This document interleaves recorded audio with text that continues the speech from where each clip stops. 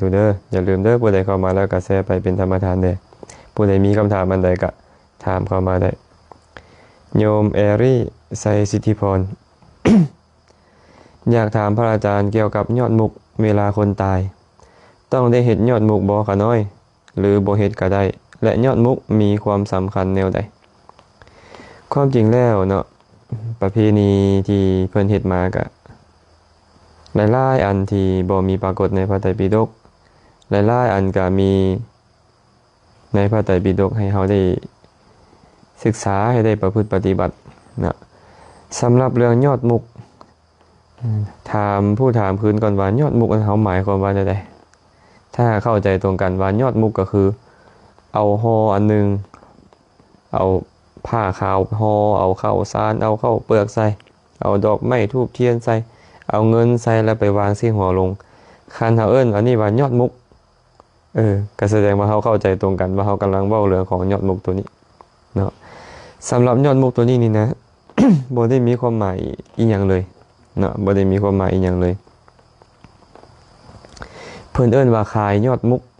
คำว่าคายยอดมุกก็คือเฮาฮู้แหละคายคือหยังคายก็คือของที่เอาไปตอบแทนให้พระภิกขุผู้ที่เข้าไปสวดสาธยายในสถานที่นั้นฉะนั้นยอดมุกจึงบ่ได้มีความหมายสำคัญอีหยังเลยเนาะหากจะบอกว่าเป็นอุบายของครูบาอาจารย์ที่อยากให้ญาติโยมได้บุญเพิ่มอยากให้ญาติโยมได้บุญเพิ่มก็เลยให้เอาข้าวสารใส่ในผ้านั้นถวายแก่ครูบาอาจารย์เพราะครูบาอาจารย์ได้ข้าวสารนั้นไปก็มีสามเณรมีคนวัดได้เฮ็ดข้าวต้มได้เฮ็ดยาคูให้สันในมือต่อไปแต่ว่าผ่านเวลาโดนไปครูบาอาจารย์มีความจำเป็นต้องได้ใส่สอยเงินทองขึ้นมาก็เลยบอกว่าเอาคายใส่ยอดมุกเด้อเอาเงินใส่ยอดมุกเด้อบ่ใส่บ่ได้บ่ใส่บ่คือได้มันก็เลยกลายเป็นอันว่ายอดมุกกลายเป็นเรื่องนึงที่ต้องเฮ็ดในงานศพไปซะแล้วแต่ความจริงแล้วบ่มีหยังเลยเนาะบ่มีความจำเป็นอีหยังเฮ็ดผิดบ่เฮ็ดก็บ่ผิดคันเจ้าเฮ็ดเจ้าตั้งใจว่าจะเอาอาหารหวานคาวหรือจะเอาข้าวสารนะถวายแก่พระเจ้าประสงค์อันนี้ก็ได้นั่นแหละแต่ว่าเฮาก็เบิ่งว่าตอนนั้นเป็นเวลาเช้าเวลาสวยเวลาแลงน้ำตื่มเนาะฉันเนาะคำถามที่บอกว่าเกี่ยวกับยอดมุกเวลาหันคนตายได้เฮ็ดยอดมุกเนี่ยต้องเฮ็ดบ่หรือบ่เฮ็ดก็ได้ตอบว่าบ่เฮ็ดก็ได้บ่มีปัญหาอีหยัง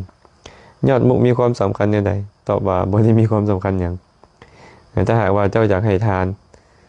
ก็ได้บ่เป็นหยังเนาะเจ้าก็เอาข้าวใส่แล้วก็ถวายแก่ครูบาอาจารย์ไปดอกไม้ก็เป็นทานได้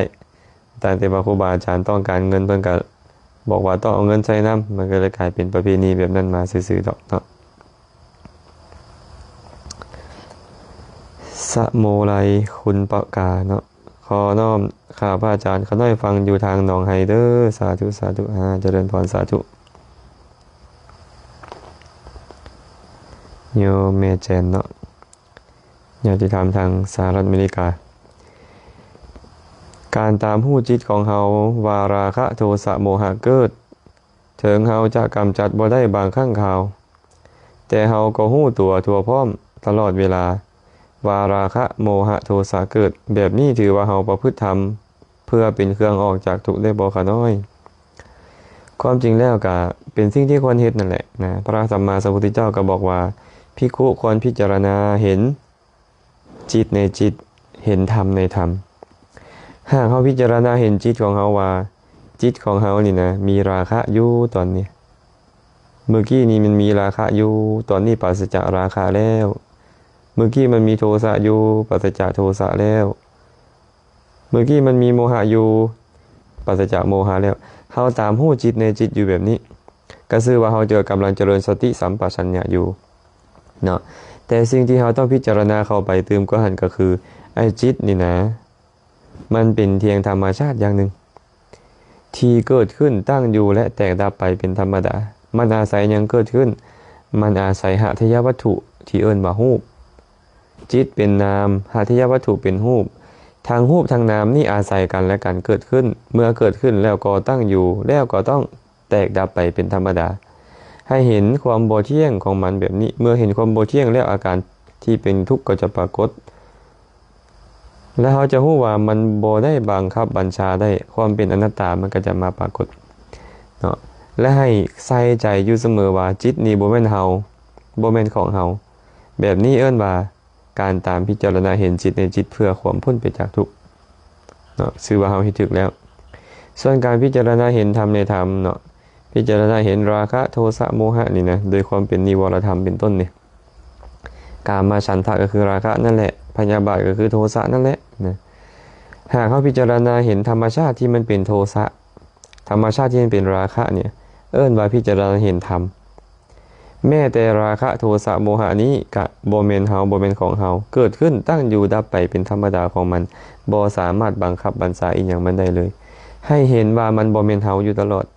เมื่อเฮาเห็นธรรมชาติเหล่านี้ว่าบ่แม่นเฮาบ่แม่นของเฮาอยู่เรื่อยๆความเบื่อหน่ายคลายกำหนัดมันก็จะเกิดขึ้นเมื่อเฮาพอกพูนความเบื่อหน่ายคลายกำหนัดอยู่เรื่อยๆพอกพูนมันอยู่เรื่อยๆมันก็ยอมเป็นปัจจัยให้มรรคญาณให้ญาณปัญญาเกิดขึ้นมากำจัดกิเลสให้สิ้นซากไปได้ในอนาคตฉะนั้นที่โยมแม่แจนเพิ่นถามว่าพิจารณาเห็นว่ามีราคะโทสะโมหะเป็นต้นนี้ถูกบ่ก็ตอบว่าถูกแล้วนะแต่ให้เห็นว่ามันบ่แม่นเฮาบ่แม่นของเฮาเนาะเห็นว่ามันเป็นเพียงธรรมชาติที่มีเหตุมีปัจจัยก็มีเหตุมีปัจจัยก็เกิดขึ้นหมดเหตุหมดปัจจัยก็แตกดับไปเดี๋ยวก็เกิดเดี๋ยวก็ดับเดี๋ยวก็เกิดเดี๋ยวก็ดับของมันอยู่แบบนี้มันบ่เที่ยงแท้ถาวรและบ่แม่นเฮาบ่แม่นของเฮาแม้แต่ไอ้สติที่เฮาตามไประลึกถึงจิตนั้นสติที่เฮาตามระลึกถึงจิตนั่นน่ะเป็นไปพร้อมกับปัญญาเอิ้นว่าสัมปชัญญะนั้นพร้อมด้วยสัมปยุตธรรมทั้งหลายที่เกิดพร้อมกันนั้นโตจิตที่เกิดขึ้นพร้อมกับสติสัมปชัญญะทั้งหมดเลยทั้งสติทั้งสัมปชัญญะทั้งจิตที่ไปตามระลึกรู้ว่ามีราคะมีโทสะมีโมหะปราศจากราคะปราศจากโทสะปราศจากโมหะจิตเจตสิกนี้สติสัมปชัญญะนี่ก็เป็นเพียงนามธรรมอย่างหนึ่งที่อาศัยหทัยวัตถุเกิดขึ้นคือกันที่ไปตามระลึกรู้จิตที่มันมีราคะและบ่มีราคะที่มันดับไปก่อนหน้านี้ตัวนี้ก็เป็นนามธรรมทางรูปทางนามนี่อาศัยกันและกันเกิดขึ้นเมื่อเกิดขึ้นแล้วตั้งอยู่แล้วก็ต้องแตกสลายไปเฮาก็บ่สามารถบังคับบัญชามันได้คือกันคันเฮาเห็นทั้งโตจิตที่มันมีราคะโทสะโมหะนั่นว่าบ่เที่ยงเป็นทุกข์อเป็นอนัตตาเห็นทั้งโตสติโตสัมปชัญญะที่เข้าไปฮู้นั้นว่าบ่เที่ยงเป็นทุกข์เป็นอนัตตาคือกันเนาะเห็นแม้กระทั่งวหทยวัตถุใจของหัวใจของเฮานี่นะที่เป็นรูปธรรมนี่ว่าบ่เที่ยงเป็นทุกข์เป็นอนัตตาอยู่นี่แหละเอิ้นว่าการเจริญวิปัสสนาที่ถูกต้องฉะนั้นพวกเราก็เลยต้องพิจารณาให้เห็นความบ่เที่ยงของสังขารที่มันเกิดขึ้นเป็นไปแบบนี้เนาะอนุโมทนานำคำถามเด้ออนุสิทธิ์ TMV น้อมนมัสการพระอาจารย์ซื้อรถใหม่สำคัญบ่ต้องสูตรต้องเจิม เพิ่นบอกว่าซื้อรถใหม่สำคัญบ่ต้องสูตรต้องเจิมนี่นะบ่สูตรบ่เจิมได้บ่คันเฮาใส่ใจเป็นสูตรดีคันเฮาใส่ใจบ่เป็นสูตรมันก็บ่มีประโยชน์หยังเนาะใส่ใจเป็นหมายถึงว่าจังได๋ให้เพิ่นสูตรน่ะสูตรอีหยังเพิ่นสูตรน่ะสูตรมงคลอาเสวนาจะบาลานังปันดิตานันจะเสวนาปูชาจะปูชนียานังเอตมังคารมุตตมังสูตรพุทธพจน์สูตรธรรมะคำสอนให้เฮาฟังต่างแต่ว่าเป็นภาษาบาลีหากเฮาได้รถใหม่มาเฮาเอาไปหาเพิ่นให้เพิ่นสู้สาธยายให้เฮาฟังนั่นก็ดีเพราะว่าฟังธรรมมันเป็นสิ่งที่ดีฟังสาธยายมันเป็นสิ่งที่ดีเนาะแต่หากว่าเฮาไปหลงอยู่ว่าโอ้ยได้สูตรได้เจิมแล้วมันจะเจริญได้มันจะแนวนี้แคล้วคลาดปลอดภัยได้อันนี้เป็นต้นนี่ก็คันไปหลงอยู่แบบนั้นก็คือความงมงายไอ้ความงมงายนี่เป็นสิ่งที่บุคคลพอกพูนเป็นสิ่งที่บุคคลมีบุคคลพอกพูนเนาะแต่ถ้าหากว่าเฮาไปเฮ็ดให้มันเป็นสิริมงคลด้วยการที่เฮ็ดให้เฮาได้เข้าไปถวายทานเวลาเฮาไปสูตรรถเฮาเอาหยังไปได้เอาข้าวต้มข้าวนมเอาน้ำดื่มเป็นต้นไปถวายเพิ่นได้บุญบ่ได้บุญเป็นสิริมงคลบ่เป็นสิริมงคลได้ฟังเพิ่นสวดสาธยาย เป็นสิริมงคลบ่ก็เป็นสิริมงคลแล้วฟังคำสอนของพระพุทธเจ้าฟังพุทธพจน์แม่นบ่เนาะแต่ครูบาอาจารย์บางองค์เพิ่นอาจจะเทศให้ฟังพร้อมบัดนี้หลังจากสูตรแล้วเพิ่นก็จะเทศให้ฟังอาเสวนาจะพาลานังปันติตานันจะเสวนา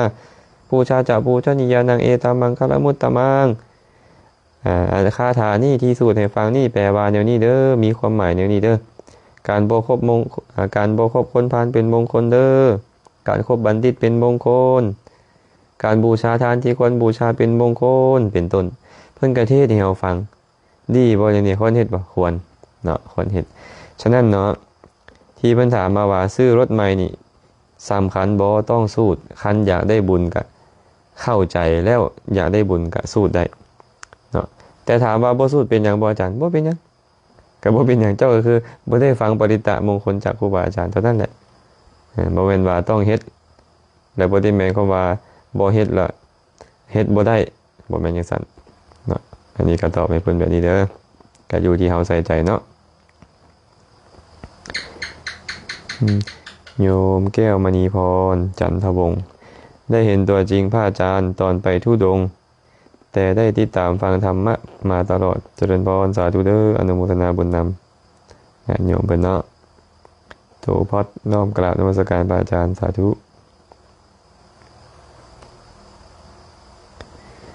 ต้อมขออนุญาตด้วยพระอาจารย์ปรับกล้องโทรศัพท์เอาลงน้อยหนึ่งพอดีมันอยากสูง โอ้ขอบใจเพื่อนบอกให้ปรับลงนิดนึงขอบใจเด้อ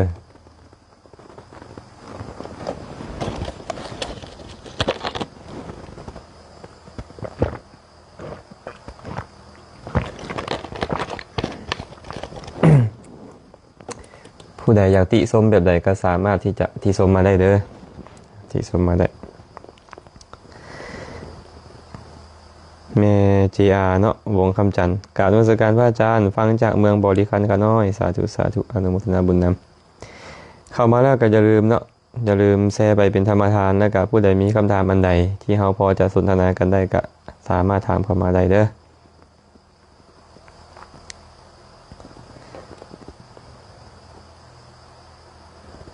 โยมนิสอนความเชื่อถือของพ่อแม่เฒ่าแก่มาแต่ดนนานแล้วเพิ่นว่าเอาเงินใส่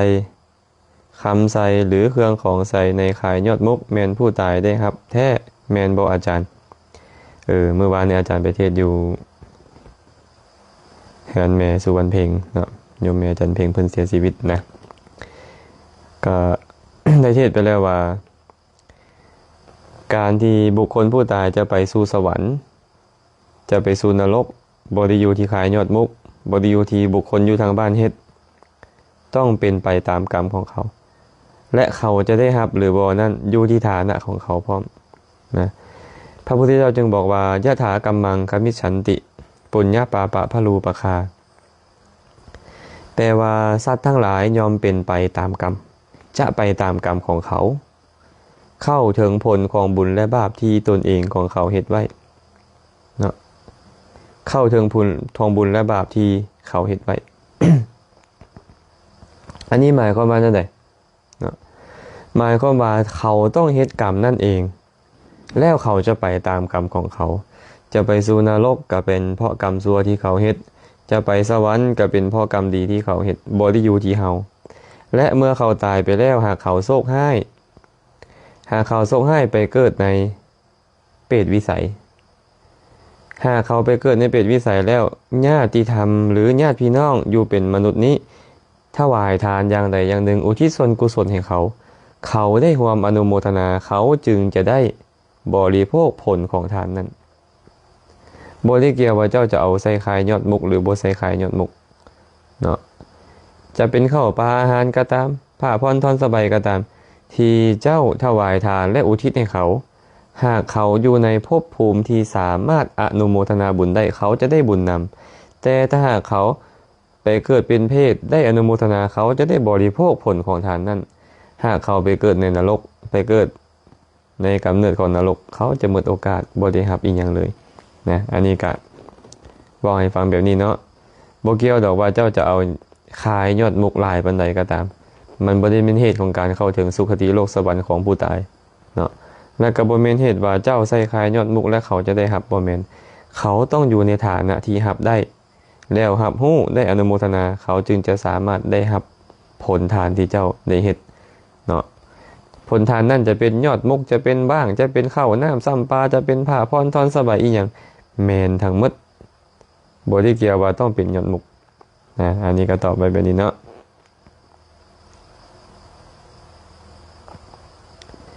วุฒิไสยขันธ์รักษาพระอาจารย์ข้าน้อยขอถามแน่เมื่อเฮาไหว้พระสวดมนต์จบแล้วเฮามาไหว้พระคาถาที่พระอาจารย์แต่งขึ้นสิเป็นหยังบ่ไหว้ตอนท้ายนี่มันก็ได้อยู่บ่ข้าน้อยมันก็บ่เป็นหยังเนาะก็บ่เป็นหยังดอกไหว้พระสวดมนต์แล้วระลึกถึงคุณพระรัตนตรัยแล้วเจ้าจะไหว้คาถาที่ครูบาอาจารย์เฮาแต่งขึ้นอันนั้นก็บ่เป็นหยังก็บ่ได้เกี่ยวหยังกันได้อยู่เนาะบ่เป็นหยังเด้อบันอุทธรพระอาจารย์ข้าน้อยขอถามแน่เป็นหยังเวลาคนเฮาตายแล้วจะเลือกวันสงสการเป็นหยังเนาะเวลาคนตายแล้วนี่นะจึงมีประเพณีว่าต้องเลือกมื้อเลือกเว้นได้ห้ามข้ามเดือนห้ามข้ามมื้อนี่ดีมื้อนั่นบ่ดีอันนี้ก็เป็นเรื่องของการเชื่อถือมงคลตื่นข่าวในพุทธศาสนาบ่เคยมีการเว้าเรื่องแบบนี้ไว้เลยโดยประการทั้งปวงเนาะหลังจากตายแล้วจะเอาไปป่าจะเอาไปเผามื้อใดได้หมดเอาไปโยนทิ่มซื่อๆกันอย่างใดก็บ่ได้ผิดอีหยังเนาะฉะนั้นการถือฤกษ์งามยามดีนี่นะเป็นเรื่องราวของศาสนาพราหมณ์เรื่องราวของศาสนาผีบ่ได้เกี่ยวกับศาสนาพุทธแต่ต้องเข้าใจว่าศาสนาพุทธอยู่ลาวนี่นะเกิดขึ้นมาในยุคที่ศาสนาผีมีกำลังศาสนาพราหมณ์มีกำลังเมื่อศาสนาผีมีกำลังศาสนาพราหมณ์มีกำลังถึงพุทธจะเกิดขึ้นมาในท่ามกลางสิ่งเหล่านี้แวกสิ่งเหล่านี้ออกไปแต่กระบ่น้อยที่สิ่งที่นำมาบอกกล่าวใหม่เนี่ยมันไปทวนกระแสสิ่งที่เคยเชื่อถือเก่าเนี่ยบ่ได้นะบางอย่างนี่เขาเชื่อเข้ากระดูกดำแล้วบางคนเนี่ยจะเอาสิ่งใหม่ๆเข้าไปให้เขาบ่รับนะเอาสิ่งใหม่ๆเข้าไปเขาบ่รับเพราะเขาคิดว่าสิ่งที่เขาเข้าใจมานี่มันถูกต้องแล้วมันควรแล้วมันเหมาะแล้วสิ่งที่ดีปานใดเอาเข้าไปใหม่เมื่อเขายึดถือไปนั่นแล้วก็เอาออกบ่ได้อันนี้คือกัน เมื่อเขาถือเรื่องผีเรื่องสางมาโดนนานแล้วนะถือเรื่องพราหมณ์เลิกงามยามดีมาโดนนานแล้วก็เลยมีการเลือกมื้อเลิกเว้นต้องเอาออกทิศนี้เอาออกทิศนั่นต้องไปโยนใครหาบ่อนเผาบ่อนวางศพอีกอย่างต่างๆต้องเอามื้อเอาเว้นออกไปก็ขอให้เข้าใจว่าเรื่องราวเหล่านี้เป็นเรื่องราวของศาสนาผีเรื่องราวของศาสนาพราหมณ์บ่ได้เกี่ยวกับพุทธศาสนาแต่คือว่านั่นแหละพุทธอยู่ลาวเฮานี่นะเป็นพุทธที่ดึงเอาศาสนาภายนอกเข้ามาหลายดึงเอาพราหมณ์เข้ามาดึงเอาผีเข้ามามันก็เลยเป็นเหตุให้พุทธนี่บ่เต็มที่เนาะอันนี้ก็เว้าตามความเป็นจริงแบบนี้เด้อโยมแสงดาวข้าน้อยขอน้อมกราบอนุโมทนาสาธุเจริญพรสาธุโยมวาสนาจำปาบุรีลูกขอน้อมกราบสาธุค่ะลูกขอน้อมกราบอนุโมทนาสาธุสาธุเจริญพรสาธุลาสวรรค์ไซแสนขาขออนุโมทนาสาธุนำพระอาจารย์เจริญพรสาธุโยมแม่จอยทาติธรรมปากเสเนาะกราบนมัสการพระอาจารย์สาธุสาธุ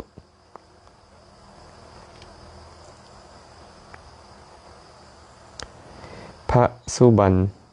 ณสิมพีถ้าว่าพระภิกขุมานอนอยู่เฮือน นำพ่อแม่แล้ว บ่ได้ถือผ้าสังฆามานำจะผิดอาบัติบ่ค่ะน้อยทางที่ผ้าสังฆาเอาไว้วัดเวลาพระไปนอนอยู่พักอยู่เฮือนของโยมอย่างเช่นไปเยี่ยมพ่อแม่เนาะพ่อแม่ก็จัดบอนให้พักจัดห้องหนึ่งต่างหากที่มีประตูมิดชิดกูห้องของพ่อของแม่ก็มีประตูมิดชิดของตัวเองต่างหาก พระก็สามารถนอนในเฮือนได้ สมมุติว่าพระบ่ได้เอาผ้าไปบ่ได้เอาผ้าสังฆาไปเนาะถามว่าจะเป็นอาบัติหยังบ่ถ้าหากว่าผ้า3ผืนนี้นะผ้าสังฆาติผ้าจีวรผ้าสบง3ผืนนี่ผืนใดผืนหนึ่ง หากอธิษฐานเป็นสังฆาติอิมังสังฆาติงอธิษฐามิอธิษฐานเป็นจีวรอิมังอุตราสังฆังอธิษฐามิอธิษฐานเป็นสบงอิมังอันตราวาสกังอธิษฐามิหากผ้าทั้ง3ผืนนี้อธิษฐานเป็นผ้าของแล้วเจ้าไปใส่ก็ตามเจ้าต้องเอาไปนำเนาะหากบ่ไปนำจะมีอาบัติได้เข้าไปสู่หมู่บ้านบ่นำผ้าผืนใดผืนหนึ่ง3ผืนนี้ไปนำเป็นอาบัติทุกกฎหากไปนอนอยู่บนอื่นไปแจ้งอยู่บนอื่นจากสถานที่ที่เก็บจีวรแจ้งอยู่บนอื่นเป็นอาบัตินิสกิยปาจิตตีเพราะอยู่ปราศจากไตรจีวรเนาะอยู่ปราศจากสบงก็ตามอยู่ปราศจากจีวรก็ตามอยู่ปราศจากสังฆาติก็ตามอย่างเช่นอาจารย์เองหากว่าอาจารย์เนี่ยอยู่กุฏินี้อยู่วัดนี่แหละอาจารย์อยู่กุฏินี่แล้วเอาผ้าสังฆานี่ใบกุฏินี้ใกล้สิแจ้งมาอาจารย์ก็ออกไปศาลา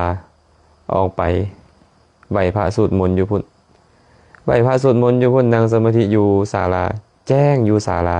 อาจารย์ก็จะเป็นอาบัตินิสกิยปาจิตตีเพราะบ่เอาจีวรไปนำนะจีวรเนี่ยอยู่นอกหัตถบาทอยู่นอกอุปจาระจนแจ้งขึ้นมานี่เอิ้นว่าอยู่ปราศจากไตรจีวรเนาะก็บ่จำเป็นต้องเว้าถึงว่าเจ้าไปนอนอยู่ในบ้านเจ้าไปนอนอยู่ในเรือนของโยมแต่เอาผ้าสังฆาติไว้วัดเจ้าบ่นำเอาไปนำก็เป็นอาบัติสังฆะเป็นอาบัตินิสกิยปาจิตตีแต่ตรงอีกนัยยะหนึ่งบัดเนี่ยหากว่าถอนสังฆาตินั่นว่าอิมังสังฆาติงปัจจุทรามิแล้วค่อยไปอันนี้บ่เป็นอาบัติเนาะหรือว่าไปฮอดแล้วลืมสังฆาติอยู่วัดนึกถึงเลยเอตังสังฆาติงปัจจุทรามิ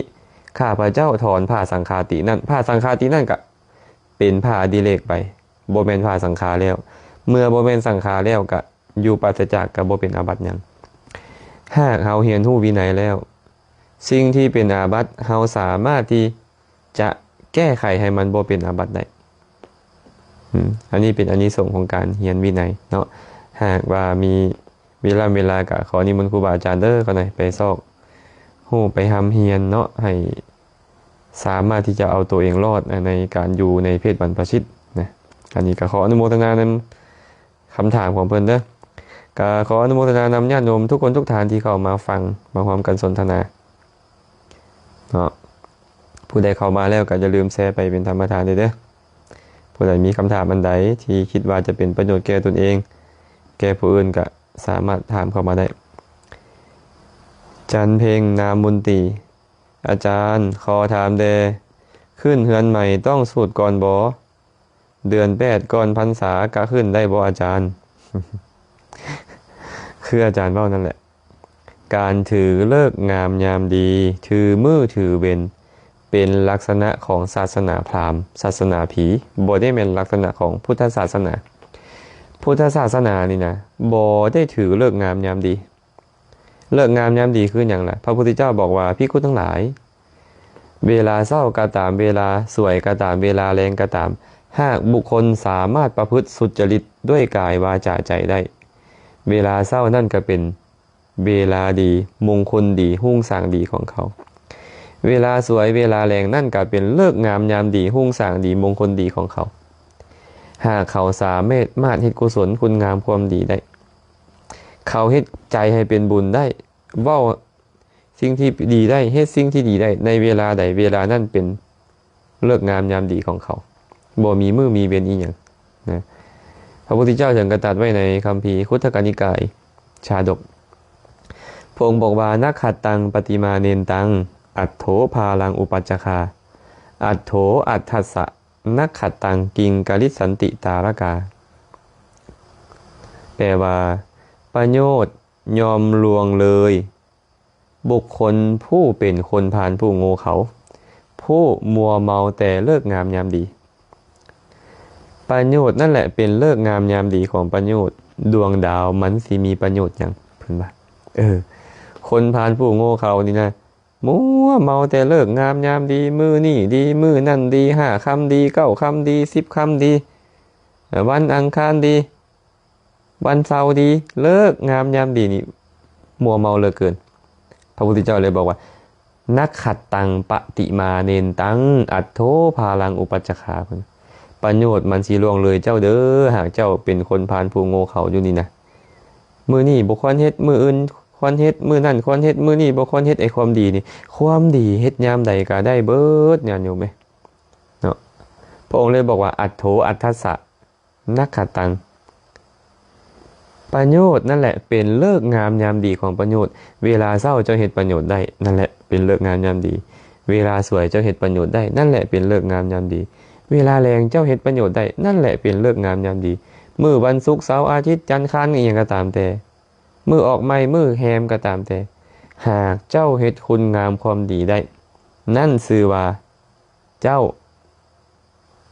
ได้เลิกงามยามดีเนาะกิงกาลิสันติตาลากามื้อเว้นมันสิมีประโยชน์หยังพระพุทธเจ้าบอกว่าเดือนดาวนะเดือนนี้วันจันทร์เดือนนี้วันค้านนี่หยัง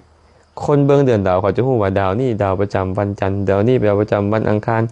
ดาวนี้ประจำ8ค่ำ9ค่ำ10ค่ำเขาฮู้แบบนี้พระองค์เลยบอกกิงกาลิสันติตาลากาดวงดาวมื้อเว้นนั้นมันสิมีประโยชน์หยังเพราะฉะนั้นคำถามที่ถามว่าขึ้นเฮือนใหม่ต้องสูตรก่อนบ่เดือน8ก่อนเข้าพรรษานี่เนี่ยขึ้นเฮือนใหม่ได้บ่ก็บอกว่าขึ้นได้จะสูตรหรือบ่สูตรก็ได้เบิดนะแต่ว่าหากเจ้าอยากฟังสวดปริตะมงคลเจ้าอยากฟังเพิ่นสาธยายอยากให้เพิ่นแสดงธรรมอยากให้รับทานก่อนจังค่อยขึ้นดีให้เพิ่นได้ไปนั่งให้เพิ่นได้ไปใส่ให้เพิ่นได้ไปสอย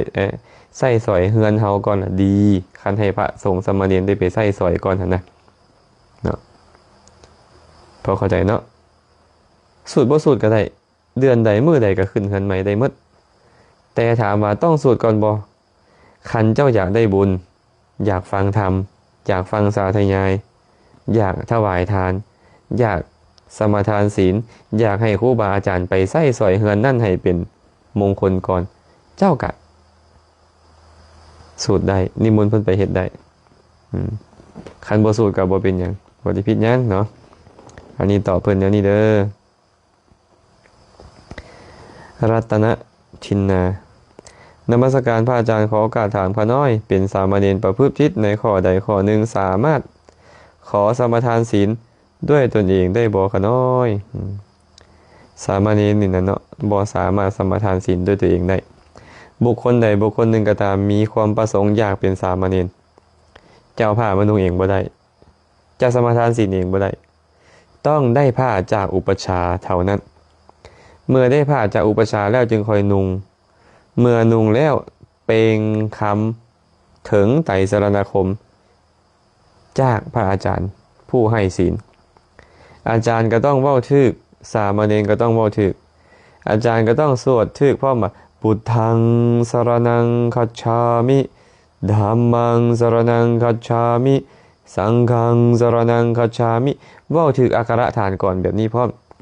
แล้วบุคคลผู้มุ่งจะบรรพชาเป็นสามเณรนั่นก็ต้องออกเสียงให้ถูกพร้อมพุทธังสรณังคัจฉามิธัมมังสรณังคัจฉามิสังฆังสรณังคัจฉามิทุติยัมปิตติยัมปิไปจบลงสำเร็จเป็นจั่วเนาะจะรับศีลหรือยังบ่รับศีลเป็นจั่วแล้วแต่ว่าให้รับศีลเพราะเหตุใดเพราะว่าการให้รับศีลเพื่อบอกให้เขาฮู้ว่าเจ้าต้องควรเว้นอีหยังปานาติปาตาเวรมณีอทินนาทานาเวรมณีไปก็บอกให้เขาฮู้ว่าจั่วต้องเว้นขาดอย่างใดแต่ถ้าหากว่าจั่วนี่นะหลังจากบวชแล้วศีล5ข้อขาดฆ่าสัตว์บ่ลักทรัพย์บ่ประพฤติผิดในกามบ่เว้าตัวบ่หรือดื่มน้ำเมาบ่5ข้อนี้ข้อใดข้อหนึ่งขาดสามเณรนั่นชื่อว่าขาดจากความเป็นสามเณรแล้วบ่มีภาวะความเป็นสามเณรเหลือแต่ผ้าบัดนี้เหลือแต่ผ้าห่มซื่อๆความเป็นสามเณรบ่มีแล้วเจ้าไปฆ่ายุงตายเจ้าขาดจากความเป็นสามเณรเรียบร้อยบ่มีความเป็นสามเณรแล้วเจ้าไปลักของหมู่จะน้อยหรือหลายก็ตามขาดจากความเป็นสามเณรแล้วเจ้าไปห้อมเสพสังวาสกับผู้ใดผู้หนึ่งขาดจากความเป็นสามเณรเว้าตัวหมู่แม้แต่เว้าตัวหยอกเว้าตัวเล่นขาดจากความเป็นสามเณรเอาน้ำเมามาดื่มแม้แต่เล็กน้อยกลืนรวงลำคอลงไปขาดจากความเป็นสามเณรนะขาดจากความเป็นสามเณรแล้วบ่สามารถสมทานศีลเองได้เจ้าต้องไปขอให้อาจารย์ให้ไตรสรณคมใหม่ เฮามักเอิ้นว่าไปขอศีลแต่ความจริงบ่ได้ไปขอศีลไปขอไตรสรณคมขอถึงพระพุทธพระธรรมพระสงฆ์ใหม่เพราะว่าเจ้าขาดจากความเป็นสามเณรแล้วเนาะเรื่องนี้ค่อนข้างละเอียดแต่จะบ่อธิบายละเอียดปานใดเนาะก็เว้าแต่ให้ฟังว่า5ข้อแรกเจ้าต้องไปขอศีลใหม่ไปขอไตรสรณคมใหม่5ข้อหลังคือบริโภคเวลาวิการฟ้อนรำขับห้องดีสีดีเป้าทาเครื่องรูปไล่ของหอมนางนอนที่นั่งที่นอนสูงใหญ่หับเงินหับทองเจ้าต้องสละสิ่งเหล่านั้นแล้วไป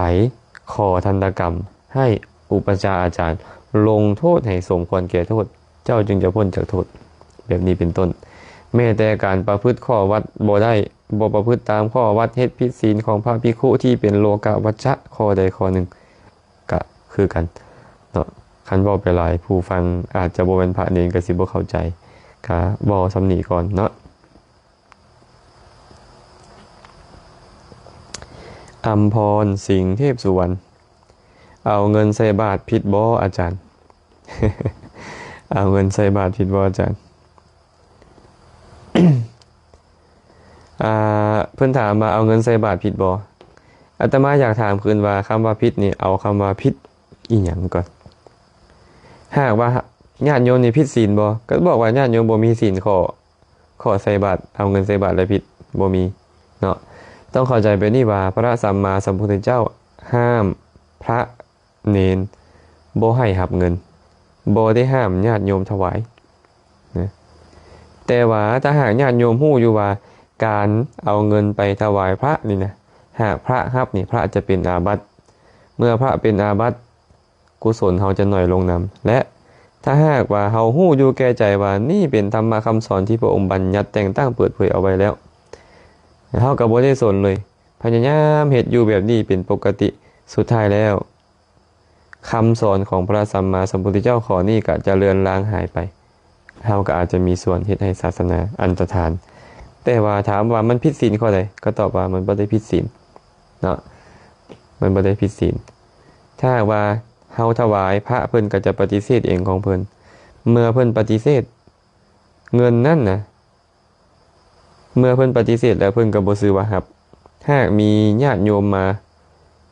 บอกว่าข้าน้อยสิเอาเงินนี้ไว้แล้วหาของมาถวายอาจารย์เองอันนั้นก็เป็นเรื่องของญาติโยมที่เขาจะได้บุญไปฉะนั้นเนาะก็ให้พวกเขาได้พิจารณาให้ดีกันแล้วกันนะ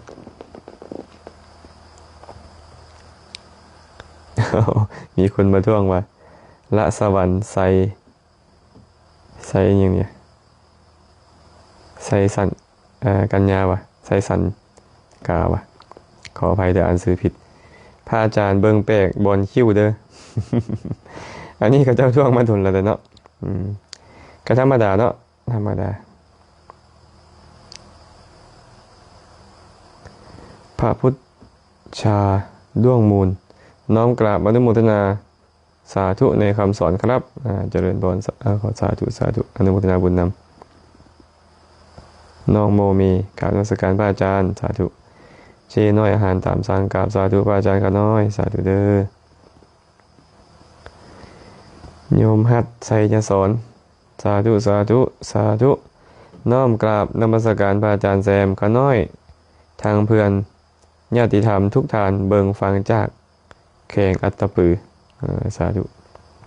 อนุโมทนานำขอให้มีความสุขความเจริญเด้อ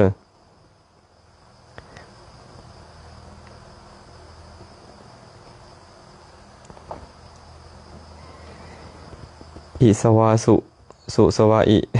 ซื้อเพิ่นเนาะซื้อเฟซเพิ่นกะคักอยู่เลยนี่กราบนมัสการพระอาจารย์บทสวดมนต์เซนพระสูตร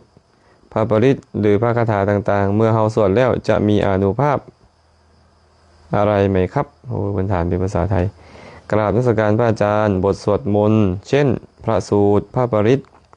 หรือพระคาถาต่างๆเมื่อเราสวดแล้วจะมีอานุภาพอะไรไหมครับความจริงแล้วเนาะพระปริตอย่างที่เรารู้แหละพระปริตก็คือปริตตะแปลว่าเครื่องป้องกันหรือเครื่องรักษาเครื่องป้องกันหรือเครื่องรักษามีในพระสูตรเลยนะในพระปริตเนี่ยในขันธปริตเป็นต้นนะมีพระภิกษุรูปหนึ่งเข้าไปอยู่ป่าแล้วก็ถูกงูกัดตาย มื่อถูกงูกัดตายแล้วภิกษุจำนวนหนึ่งก็นำเรื่องราวนั้นไปกราบทูลพระพุทธเจ้าพระพุทธเจ้าก็บอกว่าภิกษุทั้งหลายเพราะเหตุที่ภิกษุรูปนี้เนี่ยไม่แผ่เมตตาให้กับพญางูนะคำว่าแผ่เมตตาให้กับพญางูแผ่ยังไงพระองค์ก็บอกว่าพญางูมีอยู่4ตระกูลนะก็เหมือนกับที่เราสวดกันฟังประจำวิรูปะเคหิเมเมตังเมตังอิราปะเทหิเมเมตังเมตังนั่นแหละนะ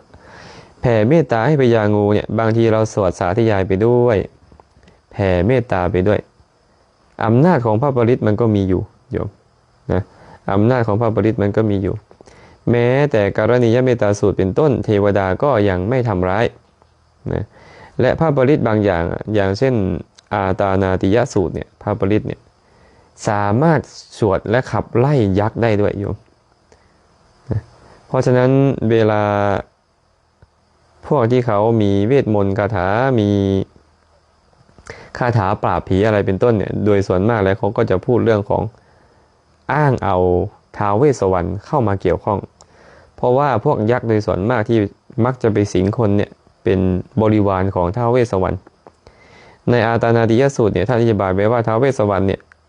ผูกคาถาไว้เพื่อให้พระภิกษุสงฆ์เนี่ยได้สาธยายเวลาที่มีมนุษย์เข้าสิงนะฉะนั้นเวลาสวดพระปริตเนี่ยมันก็จะเป็นเครื่องป้องกันได้อย่างหนึ่งด้วยนะเป็นเครื่องป้องกันได้ก็ถามว่ามีอานุภาพไหมก็ต้องตอบว่ามีอานุภาพแต่ต้องมีศรัทธาก่อนต้องมีศรัทธาตั้งใจฟังผู้สวดถูกอักขระฐานก่อนนะรู้จักเนื้อหาของบทสวดนั้นตัวเองก็ไม่ได้กระทำกรรมหนักถึงขั้นกับฆ่าบิดาฆ่ามารดาเป็นต้นอย่างเงี้ยอานุภาพของพระปริตก็จะคุ้มครองได้นะโยมนะ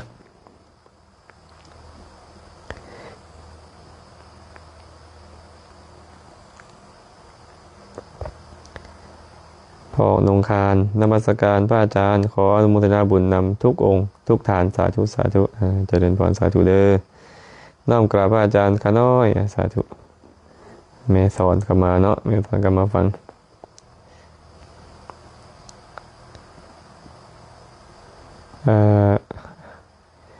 อ่านสื่อเพิ่นบอกเด้อเดือดแจ๋วว่ะอาจารย์ขอคำอธิบายเกี่ยวกับการสูดทอดสูดหยัดในข้าน้อย สูดทอดสูดหยัดความจริงแล้วการสูดทอดสูดหยัดนี่นะก็เป็นเรื่องราวที่พิเศษนะที่ครูบาอาจารย์มาเฮ็ดพิเศษขึ้นมาในศาสนาพุทธก็บ่ได้มีเรื่องสูดทอดสูดหยัดแบบนี้โดยตรงแต่มีแต่การสวดถอนสวดทอดถอนสีมาเก่าและก็สวดยัตติสมมุติสีมาใหม่เพิ่นก็เลยมักเอิ้นว่าสวดถอนสวดยัด ทีนี้เวลาที่ครูบาอาจารย์นี่นะคิดว่าญาติโยมนี่สิไปตั้งเฮือนตั้งศาลอยู่บ่อนใดนี่นะย่านไปตั้งทับศีลเก่าของพระศีลเก่าของพระนั่นนะก็อาจจะมีมนุษย์ไปสิงอยู่เพราะว่าศีลเก่าในสมัยก่อนเขามักเอาเงินเอาทองมักเอาเครื่องรางของขลังมักเอากุมารทองไปฟังไว้นำในใต้ศีลมันเวลาเฮาปอนบีศีลเป็นต้นนะก็อาจจะมีพวกมนุษย์อยู่หั่นคันว่าไปพวกเฮือนไม่ล่ะไปทับใส่บ่ท่านอาจจะเป็นสิ่งที่บ่ดีย่านมนุษย์เขาบ่ฮักย่านมนุษย์เขาสั่งก็เลยนิมนต์ครูบาอาจารย์มาสวดถอนก่อนดูก็เลยเริ่มมีประเพณีคำว่าสวดถอนมาเนาะความจริงแล้วสวดถอนแท้ๆก็คือถอนศีลเก่าถอนสีมาเก่าแล้วก็คันบัญญัติก็คือสวดสมมุติสีมาใหม่แต่อันนี้คือสิแม่นไปสวดถอนอย่างเดียวแต่อาตมาเคยไปสวดด้วยกันในสมัยที่อาตมาบวชใหม่ๆยังบ่เข้าใจธรรมะคำสอนอีหยังก็ไปนะครูบาอาจารย์เพิ่นก็พาสวดแต่คำสวดแต่ละบอนบ่คือกันนะบางบอนเพิ่นก็ใช้รัตนสูตรสวดยะทินทะคีโลปะทวิงสิโตสิยาจตุพิวาเตปิอสัมปกัมปิโยพุ่นน่ะจตุปมังสัพปุริสังวทามิโยอริยสัจจานิเวจจะปัสสติอิธัมปิสังเครัตนังปณิตังเอเตนะสัจเจนะสุวัติโหตุเพิ่นก็เว้าไปเอาคำนี้ล่ะไปสูตร ความจริงแปลว่าไดเสาเขื่อนที่มันปักลงยางมั่นคงครึ่งหนึ่งแล้วนี่นะสมมุติว่าเสาเขื่อน16ศอกปักลงแล้ว8ศอกนี่ ยอมบ่หวั่นไหวต่อแห่งลมสันใดเพิ่นก็อธิบายว่าแบบนี้แหละเนาะก็เลยเอิ้นว่าสวดยัดกันไปก็มีครูบาอาจารย์บางองค์อาจจะมีเวทมนต์กลคาถาแท้เวลาเพิ่นสวดก็สวดคาถาใส่มนุษย์พวกผีพวกสร้างก็บ่กล้ามาใกล้เฮือนหลังนั้นอันนั้นเฉพาะบางองค์ที่เพิ่นมีเวทมนต์กลคาถาแท้เนาะแต่ว่าในพุทธศาสนานี่บ่มีเรื่องราวของการสวดยัดสวดถอนโดยตรงที่เหมือนกับปัจจุบันนี้เฮาปัจจุบันนี่นะสิขึ้นเฮือนใหม่นิมนต์ครูบาอาจารย์มาสวดยัดมาสวดถอนให้ได้ขะน้อยอันความเข้าใจของคนเฮ็ดนี่ก็คือว่าถอนก็เหมือนกับถอนสิ่งที่บ่ดีออกยัดก็เหมือนกับยัดสิ่งที่ดีที่งามเข้าก็เลยเป็นความเชื่อที่ค่อนข้างจะงมงายอาตมาว่านะเป็นความเชื่อที่งมงายแต่ว่าเฮ็ดดีบ่ล่ะก็ดีอยู่แต่อาตมาว่าคันเฮาบ่งมงายนะอย่างน้อยๆเฮาได้ให้ครูบาอาจารย์เนี่ยได้ไปเป็นสักขีพยานในการปลูกสร้างเฮือนศาลของเฮาได้ถวายทานก่อนสิเฮ็ดเฮือนเฮ็ดศาลได้สมาทานศีลก่อนสิเฮ็ดเฮือนเฮ็ดศาลได้ฟังธรรมฟังพระปริตตมงคลจากเพิ่นอันนี้ดีอันนี้อาตมาว่าดีเนาะก็ให้ทุกคนพิจารณาเอากันแล้วกันเด้อให้ทุกคนพิจารณาเอาเฮาก็บ่ว่าโอ้ยถูกหรือผิดจังใดโดยตรงก็เว้าให้พอเข้าใจนํกันว่าสุดเนี่ยสุดทอดโดยตรงบ่มีในศาสนานี้แต่ว่าการที่ไปเฮ็ดแบบนั้นนะมีส่วนดีบ่ก็ดีแค่แหละได้ฟังธรรมเนาะอาตมาเคยรู้เรื่องนึงมาอันนี้ขอเว้าสู่ฟังนิดนึงก็เป็นอดีตของท่านอาจารย์พระมหาอุดรเพิ่นอาจารย์ในอุดรเพิ่นตอนนี้เพิ่นยังอยู่ไทยพู้นปรากฏว่ามีผีมาเข้าโยมผีมาสิงโยมมันสิงแล้วก็เลยอยู่ไอ้ญาติโยมมันก็ได้มอไปปราบปานใดก็บ่ได้เอามอผีเก่งปานใดไปปราบก็บ่ได้ก็เลยมาขอให้พระสงฆ์ว่าไปสวดไล่ผีให้ได้มันมีคำเว้าคำหนึ่งในพระวินัยปิฎกนี่นะเป็นกรรมวาจาสวดขับไล่พระบ่ดีออกจากพื้นที่นั้นเอิ้นว่าปัปภาชนียกรรมคันพระไปประจบประแจงญาติโยมเอาเข้าเอาของไปให้ญาติโยมรับใช้คารวะญาติโยมพระเฮ็ดบ่ดีนะสามารถสวดขับไล่พระอันให้หนีไปบนอื่นบ่ให้มาบิณฑบาตบ่ให้มาอยู่ใกล้หมู่บ้านนั้นอีกอันนี้เอิ้นว่าสวดปัปภาชนียกรรมครูบาอาจารย์มีอาจารย์มหาอุดรเป็นต้นเพิ่นก็เลยเอาคำสวดไล่พระนี่นะไปเปลี่ยนแทนคำว่าคำชื่อของพระภิกขุเอาใส่ชื่อยักษ์ไปใส่ชื่อยักษ์ใส่ชื่อกลุ่มพันธุ์เข้าไปแล้วก็สวดก็เอาพระสงฆ์เป็นนำกันสวดสุนอตุเมบันเตสังโฆไปเพิ่นก็สวดไปองค์อื่นสวดกันก็ผีมันก็บ่เว้าหยังมันก็ห้องโอ้ยอยู่ฮอดตอนบาดอาจารย์มหาอุดรสวดสุนอตุเมบันเตสังโฆเพิ่นก็สวดไปผีมันด่าเลยไอ้สัตว์เลยขออภัยอาจจะเป็นคำเว้าที่บ่ม่วนไอ้สัตว์กูไม่ไปมันก็ฮ้องอยู่หั่นน่ะพี่นะแต่สุดท้ายมันหนีพี่นะหนีออกไปโดนแหละผ่านเวลามาดนเป็นเกือบ10 ปีพุ่นแหละเนาะมาเข้าพระอีกองค์นึงก็เป็นคนที่ฮู้จักกับอาตมานี่แหละเคยอยู่นำกันพี่เข้าเพิ่นเป็นอาจารย์สอนอภิธรรมพุ่นเด้เข้าใจสภาวะธรรมเมิดแต่พี่เข้านะพี่เข้าเว้าไปเลยเว้าไล่ไปเลยเสียงก็บ่คืนเจ้าของเสียงก็บ่คือเจ้าของตัวเพิ่นจนสุดท้ายมันออกอาตมาก็เลยถามว่าอาจารย์ตอนที่ผีเข้าอาจารย์นั่นนะอาจารย์รู้สึกแนวใดอาจารย์รู้ตัวบ่เพิ่นก็บอกว่าโอ้ยท่านแซมผมนี่รู้ตัวอยู่ได้เพิ่นว่าแต่ว่ามันบังคับบ่ได้ใจเฮานี่โอ้มันอ่อนไปเบิดมันบังคับมันบ่ได้เลยว่าซั่นตอนผีเข้าหั่นเพิ่นว่าอันนี้เว้าประสบการณ์ที่ครูบาอาจารย์เพิ่นเป็นมาแล้วมาเว้าสู่ฟังเนาะว่าการไปสวดเนี่ยสวดถอนมีส่วนดีบ่ก็มีส่วนดีในนึงได้แต่ระวังได้มันมาเข้าพระองค์หลังนี้มันบอกว่ามันอยู่สถานที่นั้นมา 5,000 ปีแล้วเป็นหยังพวกพระสงฆ์จึงไปขับสวดขับไล่มันหนีมันว่าอันนี้ก็ระวังเด้อเนาะ ระวังอยู่เด้อเว้าให้ฟังเป็นเกร็ดความรู้เพิ่มเด้อผู้ใดที่เอาไปเป็นประมาณบ่เอาไปเป็นประมาณก็อย่าแต่ว่าเคยเจอมาแล้วก็มีคำสวดแท้ในพระวินัยเนาะ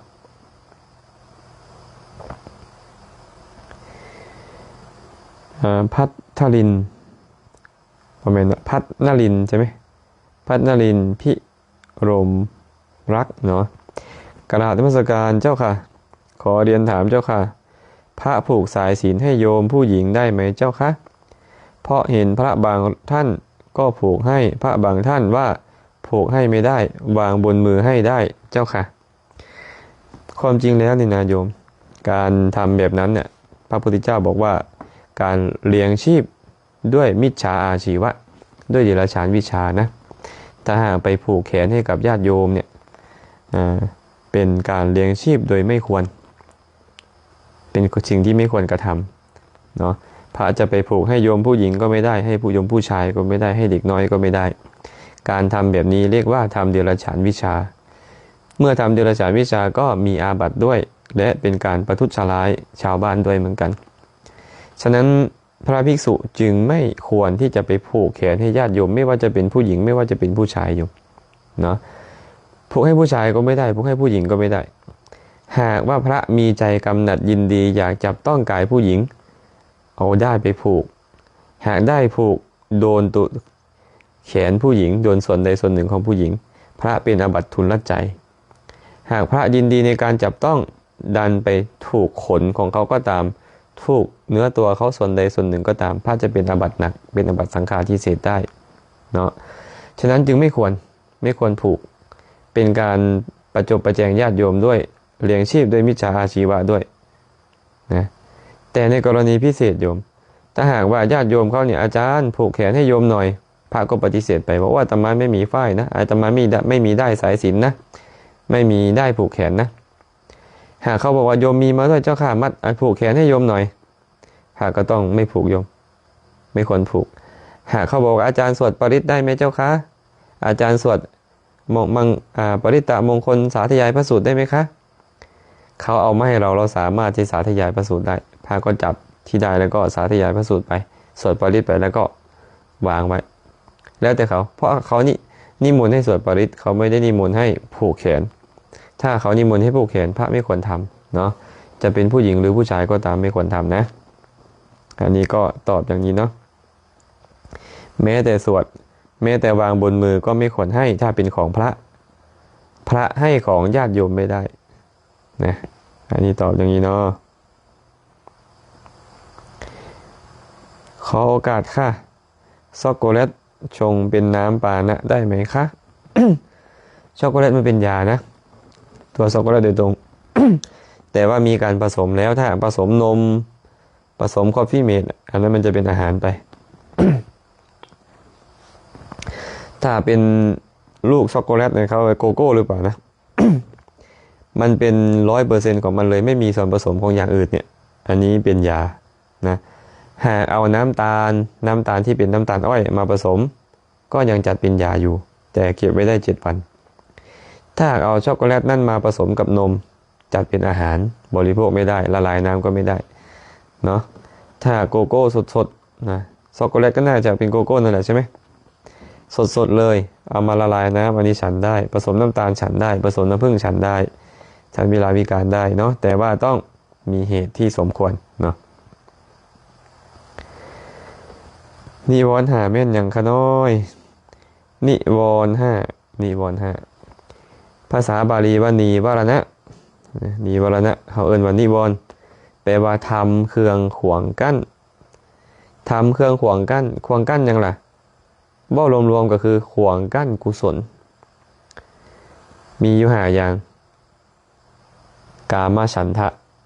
พยาบาททีนมิทะอุทธัจจะกุกุจจะและวิจิกิจฉาเนาะนี่เอิ้นว่านิวรธรรมนิวรธรรมเกิดขึ้นยามใดกุศลหายนิวรธรรมเกิดขึ้นยามใดกุศลหายเนาะหรือว่าอีกอย่างหนึ่งว่านิวรธรรมเป็นธรรมเครื่องขวางกั้นฌานขวางกั้นมรรคผลนิพพานเจ้าจะไปเจริญฌานหากนิวรธรรมกุ้มลุมแล้วเจ้าบ่สามารถเจริญฌานได้แน่นอนและบ่จำเป็นต้องว่าถึงมรรคผลนิพพานบ่จำเป็นต้องว่าถึงมรรคผลนิพพานเนาะพอเข้าใจเนาะนิวรธรรมจะบ่ตอบหลายเด้อน้อยสวาง อย่างเนี้ยแสงอุทัยว่ะสาธุที่ตามอาจารย์แล้วรู้สึกว่าเข้าใจไปเรื่อยๆกับคำสอนคำอธิบายของพระอาจารย์กระจ่างแจ้งเข้าใจง่ายเลิกซึ่งข้าน้อยจะพยายามติดตามไปเรื่อยๆขออนุโมทนานำเด้อข้าน้อยเจริญพรสาธุกินนาลีสอสนวงศาข้าน้อยขอโอกาสถามว่าดวงวิญญาณนั่นนี่ย้ายมันกะมีอีหลีบ่พระอาจารย์โดยข้าน้อยดวงดาวโอ้ดวงดาวนั่นนี่ย้ายมันก็มีอีหลีบ่พระอาจารย์ มันก็สิมีอีหลีอะไรเนาะมันก็สิมีอีหลีแต่มีดาวดวงหนึ่งที่บ่ย้ายเขาเอิ้นว่าดาวประกายพฤกษ์ดาวประกายพฤกษ์นี่บ่เคยย้ายมันเคยโคจรอยู่แบบใดมันจะเคยโคจรอยู่แบบนั้นตอนเช้าเฮาเห็นอยู่บนใดตอนแลงเห็นอยู่บนใดมันจะเห็นอยู่บนนั้นคือเก่าดาวประกายพฤกษ์นี่นะสมบูรณ์สิริพรนมัสการพระอาจารย์ขอถามอาจารย์ความสุขในสวรรค์เป็นลักษณะแนวใดและความสุขนิพพานเป็นลักษณะแนวใดความสุขในสวรรค์วะความสุขในสวรรค์คือการบริโภคกามนั่นแหละเนาะเฮาเป็นมนุษย์นี่เฮาได้เห็นรูปดีๆได้ฟังเสียงมวลๆได้ดมกลิ่นหอมๆได้รสชาติแซ่บๆได้สัมผัสทางกายที่ดีๆก็เป็นกามคุณที่เฮาได้บริโภคหากว่าเป็นรูปธรรมขึ้นมาอีกหน่อยนึงก็คือได้ลาภได้ยศได้สรรเสริญนี่แหละเอิ้นว่าความสุขในความเป็นมนุษย์แต่เทวดาเนี่ยความสุขของเขาเป็นทิพย์ความสุขของเขาเป็นทิพย์มนุษย์นี่ยังมีโรคภัยไข้เจ็บมนุษย์ยังเฒ่าแก่มนุษย์ยังแค่วร้อนตาฟางหูตึงหนังยานผมหอกหลังโกงมีโรคภัยไข้เจ็บความชราเบียดเบียนแบบนี้มนุษย์ยังถึกลงทันยังถึกจองจำยังถึกฆ่าฟันรันแทงแต่ในสวรรค์บ่มีพวกนี้บ่มีการแก่เขียวบ่ฮักบ่ร้อนหนังบ่แหวบ่หยามตาบ่ฟ้าฟางผมบ่งอกหูบ่ตึงเนาะฮอดตายก็ตายเลยเทวดาเป็นแบบนี้และปรากฏว่าอายุเขายืนตามสุด9 ล้านปีสีที่เขาเห็นรูปที่เขาเห็นมีแต่รูปที่เป็นทิพย์งามเสียงที่เขาได้ฟังเป็นทิพย์รสชาติที่เขาได้บริโภคเป็นทิพย์กินที่เขาได้ดมเป็นทิพย์สัมผัสทางกายเป็นทิพย์ทั้งหมดเลยอายุวรรณะความสุขยศอธิปไตยเป็นสุขเป็นทิพย์ทั้งหมดฉะนั้นความสุขในเทวโลกนี่นะจึงยิ่งกว่ามนุษย์นี่เป็นล้านๆเท่าความสุขของเขามนุษย์ที่มีความสุขแล้วในโลกนี้นี่นะถึงจะมีความสุขปานใดก็ตามยังบ่ได้เสี้ยวที่ล้านของเทวดาเลยใช่เทวดาจึงมีความสุขแบบบริโภคกามอยู่อันนี้เทวดาสั้นกามอวจรเทวดาสั้นพรหมก็มีความสุขขึ้นไปอีกแบบหนึ่งบ่มีความโกรธแล้วเทวดาสั้นกามอวจรยังโกรธได้ยังโกรธผู้นี้ยังเคืองผู้นั่นบ่พอใจผู้นี้บ่พอใจผู้นั้นยังทุกข์อยู่แต่เทวดาสั้นพรหมบ่ทุกข์แล้วเพราะบ่โกรธไผนะแต่ว่าความสุขในนิพพานบัดนี้ความสุขในนิพพานนี่หมายความว่าบ่มีการเกิดนิพพานบ่มีที่อายุบ่มีที่อาศัยนิพพานบ่แม่นที่อยู่บ่แม่นที่อาศัยของผู้ใดเลยพระพุทธเจ้าตรัสกับพระพาหิยะเห็นบ่ธาตุดินธาตุน้ำธาตุลมธาตุไฟบ่ยังลงในธรรมธาตุใดแสงสว่างของดวงดาวบ่มีแสงพระจันทร์บ่ปรากฏแสงสว่างพระอาทิตย์ก็บ่มีความมืดก็บ่มีความแจ้งบ่มีความมืดบ่มีดาวบ่มีเดือนบ่มีพระอาทิตย์บุคคลเข้าถึงนิพพานนั้นได้ด้วยปัญญาเมื่อเข้าถึงนิพพานแล้วจะละได้ทั้งสุขละได้ทั้งทุกข์ละได้ทั้งนามละได้ทั้งรูปละได้หมดเลยก็หมายความว่ามันบ่มีสถานที่อยู่มันบ่แม่นบ่อนอยู่บ่แม่นบ่อนเกิดบ่แม่นที่อาศัยนิพพานนี่นะเป็นสภาพอย่างหนึ่งที่เกิดขึ้นมาเป็นอารมณ์ของจิตคำว่าเกิดเนี่ยบ่มีการเกิดซ้ำนิพพานนี่แต่จิตไปรับรู้มันจิตที่รับรู้มันเอิ้นว่ามรรคจิตผลจิต จิตที่รับรู้มานั่นต้องมีสัมมาทิฏฐิเป็นประธานอริยมรรคมีองค์8เกิดขึ้นสมบูรณ์ไปหู้นิพพานนั้นเมื่อหู้นิพพานและกิเลสหายนี่เอิ้นว่านิพพานเกิดขึ้นความจริงแล้วนิพพานบ่มีการเกิดบ่หารซื่อๆว่าเกิดฉะนั้นความสุขในนิพพานบ่แม่นการไปอยู่นิพพานเป็นอารมณ์ของจิตหู้แจ้งนิพพานแล้วกิเลสหายเมื่อกิเลสหายก็สุขขึ้นความทุกข์มันน้อยลงความทุกข์ที่เกิดเพราะการเห็นผิดเพราะการลังเลสงสัยเป็นต้นหายความสุขที่เกิดขึ้นเพราะความโกรธความโลภความหลงหายเมื่อบ่มีความโกรธความโลภความหลงแล้วมันบ่ทุกข์สภาพของนิพพานจึงเป็นแบบนั้นอย่าไปเข้าใจว่าจะต้องไปเกิดในนิพพานบ่มีผู้ใดเข้าใจว่านิพพานเป็นสถานที่เกิดผู้นั้นเห็นผิดเป็นมิจฉาทิฏฐิเนาะอันนี้ก็ตอบแบบนี้เด้อ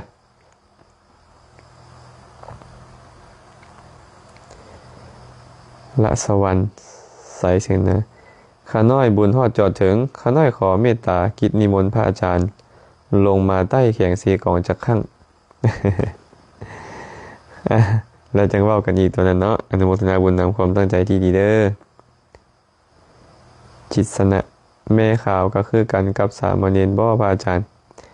อ๋อแม่ขาวคือสามเณรบ่สงสัยพวงมาจากคำถามเรื่องว่าสามเณรสามทานศีลเองได้บ่สามเณรสามทานศีลเองบ่ได้แม่ขาวสามทานศีลเองได้แม่ขาวนี่สามทานศีลเองได้สามเณรสามทานศีลเองบ่ได้สามเณรต้องรับศีลจากอาจารย์เท่านั้นคำว่ารับศีลก็คือรับไตรสรณคมจากพระเท่านั้นส่วนแม่ขาวนี่นะศีลขาดปุ๊บก็สามารถตั้งเจตนาได้เลยสมทานเองได้เลยแม่ขาวบ่คือพระบ่คือสามเณรขอไป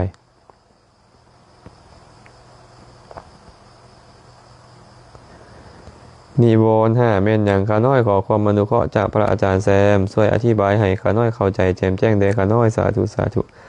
ความจริงอธิบายไปเมื่อกี้แล้วเนาะได้อธิบายแล้วเด้อโอ้มื้อนี้แม่วิไลทองก็มาฟังเนาะขอให้มีความสุขเด้อแม่ทองเด้อชินาอ่านเบิ่งได้บ่เนี่ยอ่านชื่อ อ่านชื่อนี่ออกนกศิรินาว่ะ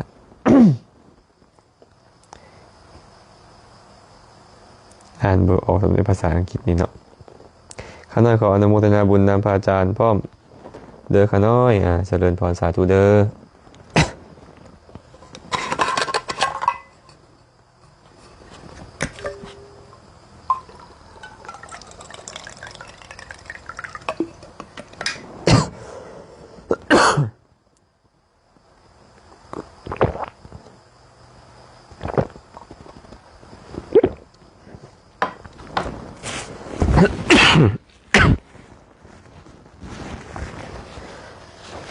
เริ่มคันคอเลยเนาะ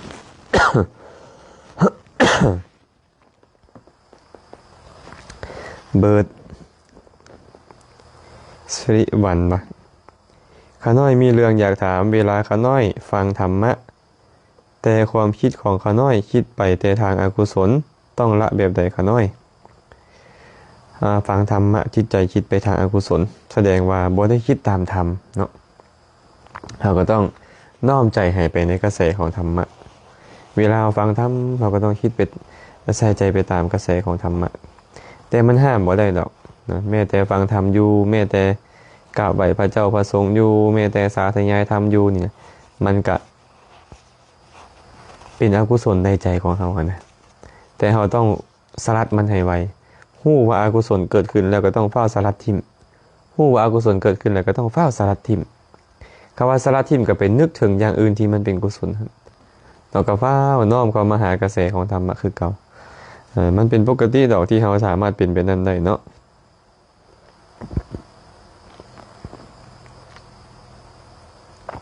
สมพรธรรมวงศ์มานิวรณ์5แม่นหยังข้าน้อยขอความอนุเคราะห์จากพระอาจารย์แซมช่วยอธิบายให้ข้าน้อยเข้าใจแจ่มแจ้งเดชสาธุโอ้อธิบายแล้วเนาะนิวรณ์แปลว่าธรรมชาติที่ขวางกั้นกุศลธรรมชาติที่ขวางกั้นขวางกั้นมรรคผลนิพพานขวางกั้นฌานเมื่อมันเกิดขึ้นแล้วกุศลหายเมื่อมันเกิดขึ้นแล้วบ่สามารถเจริญฌานบ่สามารถบรรลุมรรคผลนิพพานได้มีอยู่5อย่างคือ กามฉันทะได้แก่ความโลภความอยากได้นี่อยากได้นั่นเอิ้นว่าตัวตัณหานั่นเอง2พยาบาทคือความโกรธบ่พอใจเรื่องนี้บ่พอใจเรื่องนั้นบ่พอใจผู้นี้บ่พอใจผู้นั้นเอิ้นว่าพยาบาททีนามิทะความหดหู่ท้อใจความง่วงเหงาเสื่องซึมเอิ้นว่าทีนามิทะอุทธัจจะกุกุจจะความฟุ้งซ่านความรำคาญใจนะวิจิกิจฉาความลังเลสงสัยในคุณของพระพุทธพระธรรมพระสงฆ์เป็นต้นนี่เอิ้นว่าวิจิกิจฉาทั้ง5อย่างนี้นะเวลามันเกิดขึ้นมันจะทำลายกุศลของบุคคลที่มีนิวรธรรมเกิดขึ้นจะหายเพื่อเลยเอิ้นว่านิวรธรรมคือธรรมเครื่องขวางกั้นกุศลธรรมเครื่องขวางกั้นฌานขวางกั้นมรรคผลนิพพานเนาะต่อไปอีกบัดนึงเป็นนี้เด้อผ้าใสสาธุข้าน้อยขออนุญาตถามเป็นอย่างพระอานนท์เพิ่นจึงบ่บรรลุเป็นพระอรหันต์ตอนพระพุทธเจ้ายังบ่เข้านิพพานข้าน้อยเพราะว่าท่านพระอานนท์นี่นะอินทรีย์ยังบ่แก่ฮอบการที่บุคคลจะบรรลุธรรมได้นี่นะก็ต้องอินทรีย์แก่ฮอบหากอินทรีย์ยังบ่แก่ฮอบฟังธรรมปานใดก็ยังบ่บรรลุนิพพานได้เนาะมันต้องเกี่ยวเนื่องด้วยกับอินทรีย์สร้างสมบุญบารมีมาดีแล้วบ่พออินทรีย์จะต้องแก่ฮอบก่อนเมื่อใดอินทรีย์แก่ฮอบมันก็จะบรรลุมรรคผลนิพพานได้เองเพราะฉะนั้นพวกเราก็เลยต้องพยายามปรับปรุงอินทรีย์ของพวกเราให้ดีมีศรัทธาวิริยะสติสมาธิปัญญานี่นะต้องแบบนั้นนะมานิถันทวงศ์กล่าวนมัสการพระอาจารย์การจะนั่งกรรมฐานสมาธิต้องสวดมนต์บทใดจังดีพระอาจารย์ บทใดก็ได้เนาะบทใดก็ได้แต่ว่าการจะเจริญกรรมฐานอีกอย่างต่างๆนี่มันบ่ได้เกี่ยวกับการสวดมนต์ก่อนดีบ่ดีสวดมนต์ก่อนให้ใจมันแช่มชื่นให้ใจมันเป็นสมาธิตั้งมั่นนิดนึงให้นิวรธรรมมันเบาบางเราจะค่อยมานั่งกำหนดกรรมฐานกำหนดลมหายใจเข้าออกบ่กำหนดคุณของพระพุทธเจ้าบ่หรือว่าแผ่เมตตาจิตไปในบุคคลใดบุคคลหนึ่งบ่จังซี่เป็นต้นเนาะจะสูตรบทใดก็ได้เด้อสูตรกรณียเมตตาสูตรบ่สวดรัตนสูตรบ่มงคลสูตรบ่ได้หมดเลยเนาะได้หมดเลย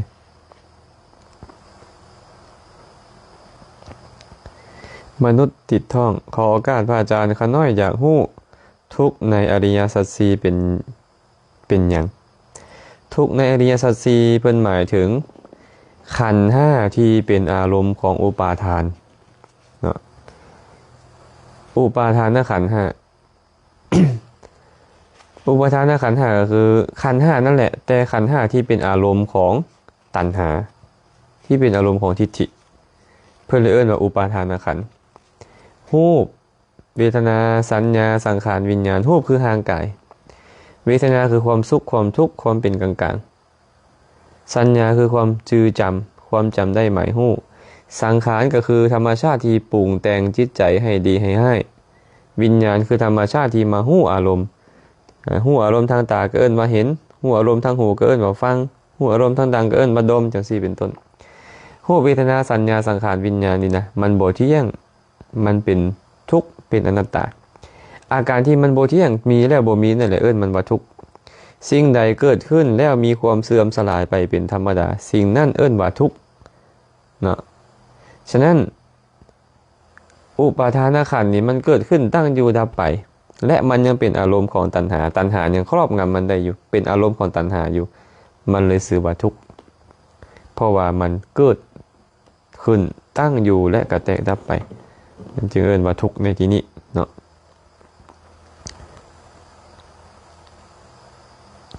เนี่ยสีวงใสสาธุสาธุสาธุข้าน้อยนมัสการพระอาจารย์เจริญพรสาธุเด้อเวียงพุทธเพลงสวรรค์กราบสาธุข้าน้อยอยากถามการที่ปลุกเสกเครื่องรางของขลังเฮ็ดน้ำมนต์สูตรรดน้ำตามวัดต่างๆทั้งที่บ่แม่นคำสอนของพระพุทธเจ้าแต่ละวัดหลายวัดเพิ่นยังกระทำอยู่ซึ่งนำพาให้คนหลงผิดงมงายสาธุอันนี้บ่แม่นถามเด้ออันนี้เพิ่นเล่าสู่เฮาฟัง เป็นเพียงคำบอกเราเนาะบ่แม่นคำถามเพิ่นบอกเราสู่เฮาฟัง น้อมก้อนทองชัยกุลน้อมกราบอนุโมทนาสาธุเจ้าค่ะพระอาจารย์ได้ความรู้เพิ่มเติมเนาะเจ้าค่ะเจริญพรสาธุขอให้มีความสุขเด้อกราบนมัสการพระอาจารย์แซมขน้อยดาวันเนาะสาธุสาธุทองคำดวงพระจันทร์กราบนมัสการพระอาจารย์ขน้อยขอโอกาสถามได้ยินผู้เฒ่าเพิ่นเว้าว่าครูบาอาจารย์เข้ากล้องตารางเฮือนออกตนญาติโยมบ่ได้ผิดอย่างบ่ขน้อยความจริงแล้วบ่ได้ผิดอย่างดอกเนาะบ่ได้ผิดย่างเลยนะแต่ว่าคนผู้เฒ่าผู้แก่สมัยก่อนเขามักมีเครื่องรางของขลังเขาคันเข้าไปใต้ตารางคนล่ะคาถาเขาลุยอันเวทมนต์กลคาถาของพราหมณ์ของผีเขาเจ้าหั่นนะมันมีกลอยู่หั่นเมื่อเธอเขาไปเอาสิ้นไว้เทิงเฮือนบ่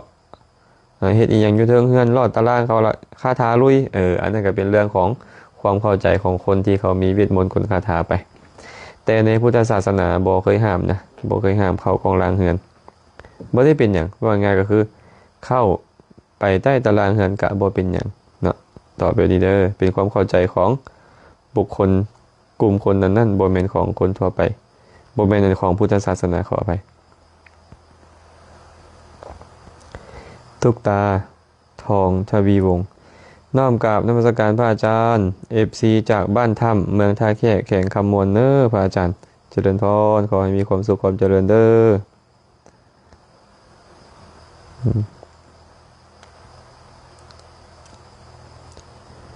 ฝ่ายสุดสดา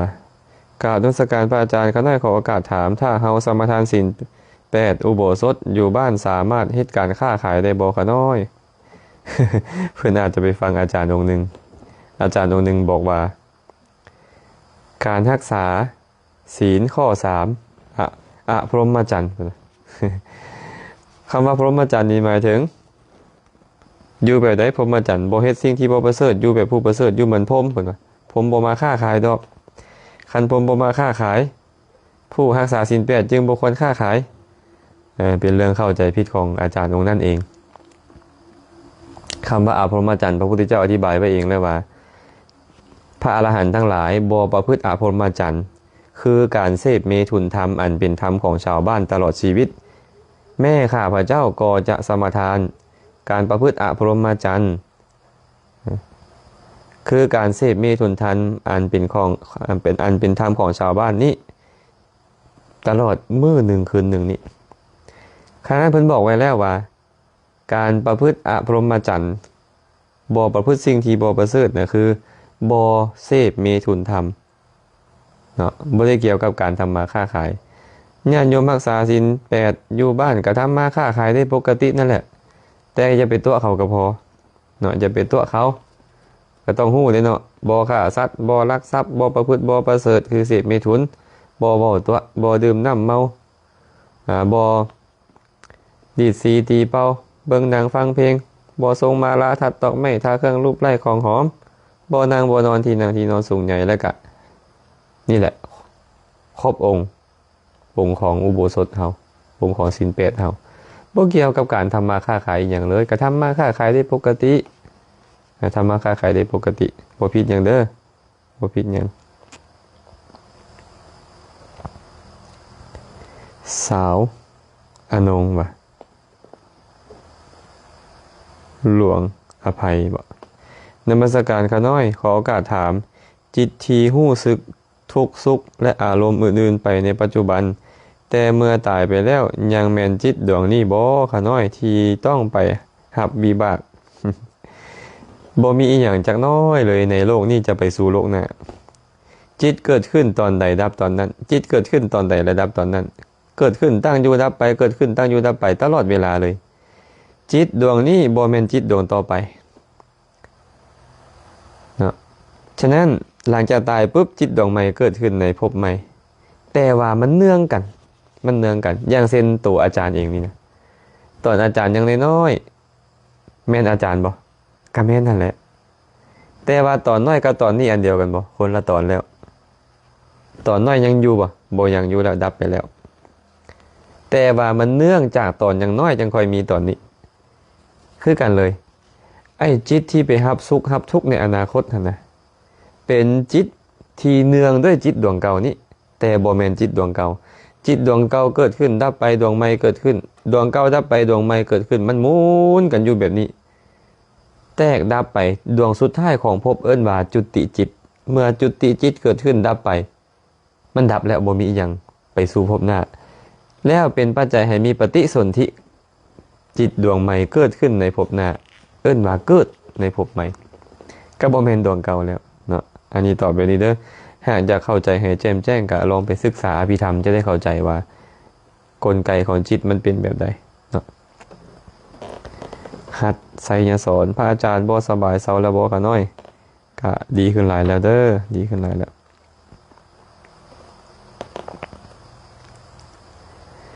นมัสการพระอาจารย์อินทรีย์แม่นหยังขาน้อยช่วยอธิบายให้ขาน้อยเข้าใจแจ่มแจ้งแด่ขาน้อยคันอธิบายซับคำว่าอินทรีย์ก็คือความเป็นใหญ่ความเป็นใหญ่เนาะแต่ว่าอินทรีย์มีหลายแบบอินทรีย์มีอยู่22อย่างบางเทื่อเพิ่นว่าอินทรีย์5คือตาหูขออภัยอินทรีย์5คือสัตทินทรีย์วิริยินทรีย์สัตตินทรีย์สมาธินทรีย์ปัญญินทรีย์ก็มีอินทรีย์คือศรัทธาอินทรีย์คือวิริยะอินทรีย์คือสติอินทรีย์คือสมาธิอินทรีย์คือปัญญาก็มีเนาะบางเทื่อเพิ่นบอกอินทรีย์6สำรวมอินทรีย์คือหยังเห็นบ่จักขุนทรีย์คือตาโสตินทรีย์หูคานินทรีย์ดังชิวหินทรีย์ลิ้นกายินทรีย์กายและมนินทรีย์คือใจบางเทื่อเว้าอินทรีย์2คืออิทธินทรีย์และปุริสิน4ก็มีความเป็นหญิงความเป็นชายเป็นอินทรีย์อย่างหนึ่งพร้อมเนาะฉะนั้นอินทรีย์จึงมีหลายอย่างบางเทื่อบอกว่าอินทรีย์5อินทรีย์5มีอย่างใด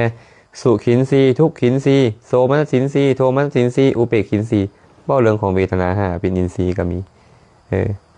บางเทื่ออนัญญตัญญสามีตินทรีย์อัญญินทรีย์อัญญาตาวินทรีย์เป็นชื่อของปัญญาในมรรคในผลคือตัวสัมมาทิฏฐิในมรรคผลนั้นก็มีแล้วแต่ว่าเพิ่นสิไปอธิบายอินทรีย์นั้นในพระสูตรใดเจาะจงอยากเว้าหยังแต่ว่าคำว่าอินทรีย์หมายถึงความเป็นใหญ่และความเป็นใหญ่ในการดำเนินไปในธรรมนั้นๆเนาะจะบอกว่ามันแม่นอีหยังแท้อันใดแท้โอ้คำถามเพิ่นหลายแบบพวกนี้นี่ซื้อหยังซื้อเดือนวะนมัสการพระอาจารย์พุทโธแม่นหยังขาน้อยช่วยอธิบายขาน้อยแจ่มแจ้งเด้บ่ฮู้ว่าเพิ่นอยากฮู้แท้บ่พุทโธนี่ พุทโธเป็นภาษาบาลีมาจากพุทธธาตุที่แปลว่าฮู้มาลงปัจจัยเข้าไปลงตะปัจจัยหรือกตะปัจจัยและมีการแปลงเป็นพุทธะลงสิวิภัตแปลงสิเป็นโอก็เลยแปลว่าพุทโธแปลว่าผู้ฮู้ฮู้หยังล่ะผู้ฮู้เนี่ยฮู้ทุกสิ่งทุกอย่างบ่มีเหลือแต่ฮู้ที่เป็นเหตุให้เป็นพุทธะได้นี่ก็คือฮู้ทุกตามความเป็นจริงฮู้เหตุเกิดทุกตามความเป็นจริงฮู้เหตุดับทุกตามความเป็นจริงให้ฮู้ทางไปสู่ความดับทุกข์ตามความเป็นจริงแล้วได้สัพพัญญุตญาณมาสัพพัญญุตญาณนั่นแหละเป็นเหตุให้ฮู้ทุกสิ่งทุกอย่างนี่เอิ้นว่าพุทธะแต่หากว่าสภาวะของมันก็คือตัวปัญญาปัญญานั่นแหละเอิ้นว่าพุทธะเนาะหวังว่าจะเข้าใจเนาะโอ้พระอาจารย์ขยายคำว่ามนดบได้กันหน่อยสร้างมนดบมนดบก็คือพวกนั่นแหละเนาะศาลาที่บ่มีหลังคาเป็นต้นเป็นมนดบมนดบ มันอยู่ในพวกเสนาสนะเป็นพวกเสนาสนะ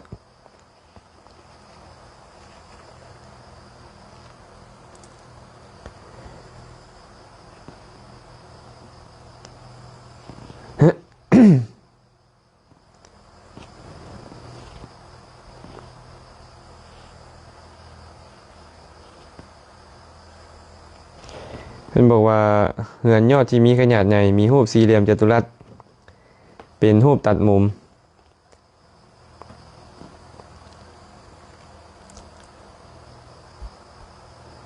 หลังคาที่เป็นทรงเหมือนกับจอมแหเพิ่นว่า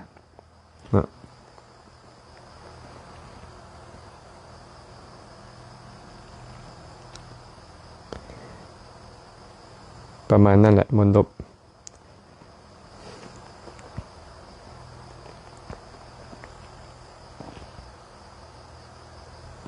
โอ้ใช้เวลาหลายแล้วได้มื้อนี้นี่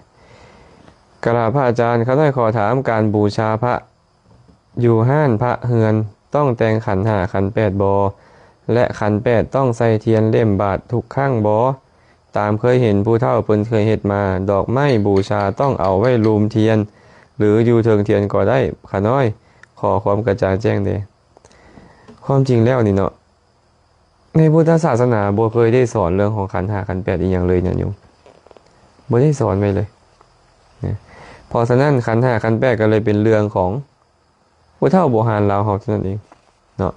แต่ว่าการบูชาเนี่ยพระพุทธเจ้าสอนบ่สอนบูชาด้วยดอกไม้ด้วยของหอมด้วยประทีปธูปเทียนทั้งหลาย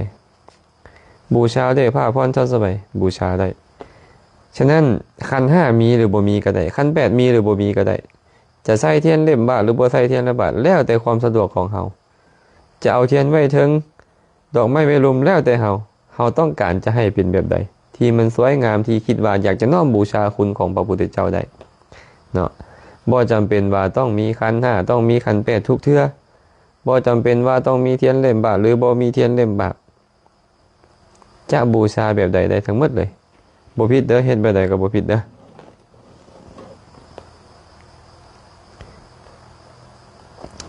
อก็คงจะหมดคำถามเนาะคำถามแหละก็ใช้เวลามาก็โดนเติบแล้วประมาณชั่วโมงกว่าๆมื้อนี้ก็คงจะพอสมควรก่อนขออนุโมทนานำทุกคนทุกท่านเด้อคำถามใดที่อาตมาตอบไปแล้วยังบ่แจ่มแจ้งก็สามารถถามเข้ามาอีกใหม่ได้ส่วนคำถามใดที่บ่เห็นที่บ่ทันได้ตอบก็ขออภัยนำแล้วก็เห็นมือใดก็ขอยกยอดไปเป็นมือใหม่อาตมาใส่คำว่าคำใดไปหากกระทบกระทั่งจิตใจท่านผู้ใดผู้หนึ่งก็ขอขมาลาโทษมาณโอกาสนี้นำบุญกุศลทั้งหลายเราใดที่ท่านทั้งหลายผู้มาร่วมรับฟังได้เห็นแล้วก็ขออนุโมทนาสาธุการนำอาตมาภาพได้เฮ็ดบุญกุศลอันใดอันหนึ่งก็ตามก็ขอแบ่งบุญทั้งหมดให้กับทุกคนทุกท่านจงมีส่วนร่วมในบุญนี้ขอให้สรรพสัตว์ทั้งหลายจงมีส่วนร่วมในบุญนี้ขอให้สรรพสัตว์ทั้งหลายจงเป็นผู้มีความสุขโดยทั่วกันท้ายที่สุดแล้วก็ขอให้กุศลทั้งหมดจงเป็นปัจจัยอำนวยอวยไสให้ทุกคนทุกท่านจงได้บรรลุถึงมรรคผลนิพพานในอนาคตการนั้นใกล้นี้โดยทั่วกันทุกท่านทุกคนเทอญ